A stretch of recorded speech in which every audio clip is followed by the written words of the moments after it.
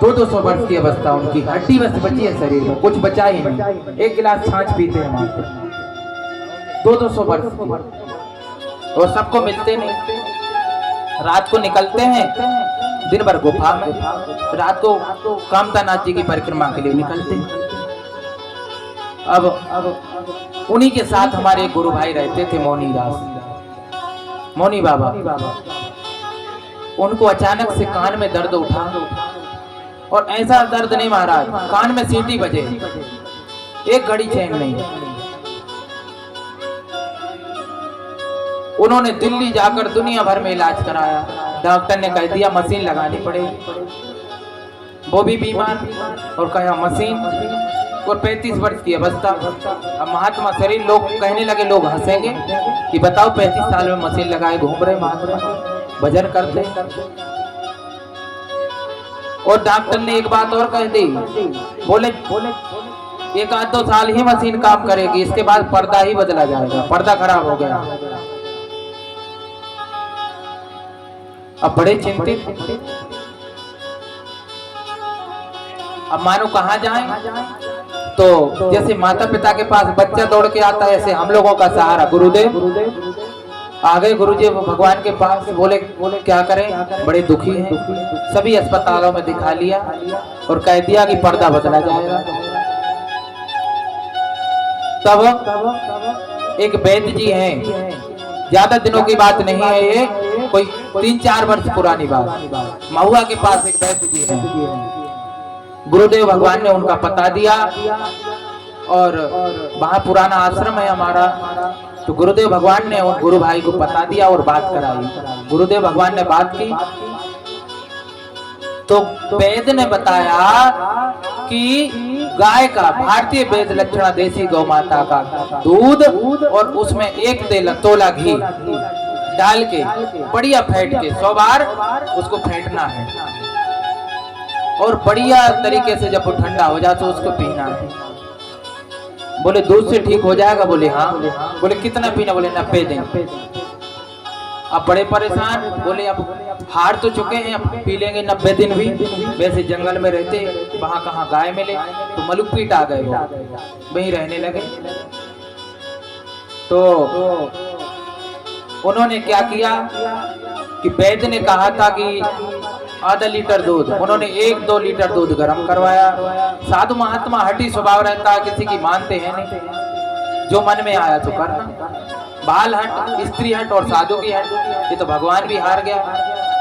तो उन्होंने 1 बाल्टी दूध गर्म करवाया, 1 पाव घी पूरा मिला लिया, और उसमें मथानी डलवा दी, और फिर फेंटवाया। 1 घंटा फेंटवाया, और उसके बाद पूरा दूध पी गए। और उस दूध पीने के बाद मानो जैसे किसी कमरे का गेट खुलता है और आवाज आती है, ऐसे आवाज आई उनके कानों से, और एकदम से पर्दे खुल गए, और बढ़िया तरीका से सुनाई देने लगा। बढ़िया प्रसन्न हो गए। वैद्य जी को फोन लगाया, बोले महाराज कितने दिन और पीना है दूध? वैद्य जी नाराज हो पड़े, बूढ़े वैद्य थे। बोले अभी तो फोन लगा के कहा था कि 90 दिन तो पीना ही पड़ेगा। तो गुरु भाई कहने लगे कि आपने कहा 90 दिन, मेरे तो आज ही कान ठीक हो गए। बोले अच्छा? बोले हाँ। तो ऐसी शक्ति हमारे गौ माता के घी में और दूध में। अगर इस पृथ्वी पे कोई औषधि है जो सभी रोगों को ठीक कर सकती है, तो वो है गौ माता का घी। इससे बड़ी कोई औषधि नहीं है पृथ्वी पर। किसी को कुछ भी बीमारी हो, तो अगर आप देसी दवा खाएंगे तो वैद्य जी आपको घी अवश्य बताएंगे। घी हर बीमारी को ठीक करता है, लेकिन गाय का घी होना चाहिए, भैंस का घी नहीं। लेकिन अगर विश्वास करके आप पियोगे तभी ठीक होगा, और तर्क करके पियोगे तब नहीं ठीक होगा। क्यों? आपको भरोसा नहीं? अगर भरोसा होगा तभी ठीक होगा। बाद में कहो महाराज आपने कहा और हमने किया, ठीक नहीं हुआ, और हम झूठे, तो भरोसा करना पड़ेगा।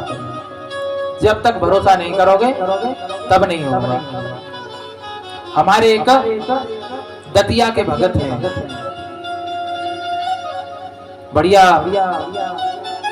शास्त्री जी हैं, ब्राह्मण परिवार है, और मास्टर जी हैं, और दोनों पति पत्नी मास्टर हैं। और उनके घर में महाराज मैंने देखा गौ सेवा, ऐसी गौ सेवा कहीं नहीं देखी पूरे जीवन में, ना हमारे मलुकपीठ में भी ऐसी सेवा नहीं। 8 गाय उन्होंने लाइन से बांध रखी है, और सुबह सुबह सब उठ के गायों को नहलाएंगे, सब पूरी गाय 8 गायों को नहलाया जाएगा। अब महाराज नहला के पहुंचा जाएगा, फिर उनकी आरती की जाएगी, पूजा, तिलक, माला, हार, पुष्प सब, फिर उनके लिए बाल भोग बनेगा। 8 थाली लगेंगी अलग अलग गौ माता के लिए, हमारे लिए आदमियों के लिए नहीं लगती, उनके लिए बढ़िया शुद्ध पीतल की थाली गौ माता के लिए 8 थाली, और 8 थाली गौ माता के सामने परोस के रखी जाएंगी, और बढ़िया विधि विधान से उनको भोग लगाया जाएगा तुलसी दल छोड़ के। और गौ माता के लिए भोग लग गया, फिर ठाकुर जी के लिए भी भोग लगाया जाएगा, और फिर सब परिवार प्रसाद ग्रहण करेगा। ऐसी गौ सेवा उनके घर में। हमारा तो मन करता है कि हर महीने में एक बार उनके यहाँ जाएं और गौ सेवा देखें, इतने मन को शांति मिलती है। बढ़िया सुंदर सफेद गाय और इतनी सुंदर सेवा और इतना अच्छा भाव। तो ऐसी सेवा अगर हर घर में अपने यहाँ होने लगे तो गौ माता की ये दुर्दशा नहीं होगी, गौ माता की ये क्षति नहीं होगी। क्योंकि आज भी हमने देखा है बड़े बड़े शहरों में क्या किया जा रहा है आजकल। 8-9 महीने का गर्भ हुआ गाय का, 8-9 महीने का, और उसको इंजेक्शन दे दिया जाता है, और उसका जीवित बछड़ा खींच लिया जाता है, और उसका क्या किया जाता है, उसके बछड़े को हत्या कर दी जाती है, उसका मांस तो बेच दिया जाता है, और उसका जो मुलायम चमड़ा होता है उसका क्या बनता है, ये बेल्ट जो पर्स आप इस्तेमाल करते हैं ये बनता है उसका, उस चमड़े का, क्योंकि वो मुलायम रहता है, उसकी कीमत भी बहुत होती। और फिर उस गाय को वहीं नहीं छोड़ा जाता, फिर उसको इंजेक्शन दिया जाते हैं और दूध लिया जाता है, फिर पूरी साल दोनों टाइम इंजेक्शन। ये दुर्दशा हमारे हिंदुओं के होते हुए। और उस इंजेक्शन का दूध किसको मिलता है, हम और आपको। क्यों? हमने आपने गाय रखना बंद कर दिया, और हम मोहताज हो गए डेयरी के और दूध वाले के, और दूध वाला वो इंजेक्शन वाला दूध लाएगा, और वो इंजेक्शन वाला दूध आप पिएंगे तो फिर आपको डायबिटीज, शुगर, ब्लड प्रेशर, ये सब बीमारी भी होगी। ये इतनी बुरी हालत वर्तमान में हमारी गौ माता की है।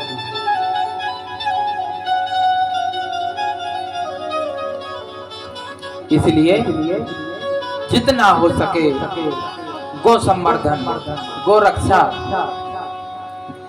और हमें अगर ठाकुर जी ने सामर्थ्य दे रखी है कि हम घर में रख सकें तो एक गौ माता रखनी चाहिए, जिससे रक्षा भी हो सके, इतनी तो बचे कि हम दुनिया को दिखा सकें कि हमारी गौ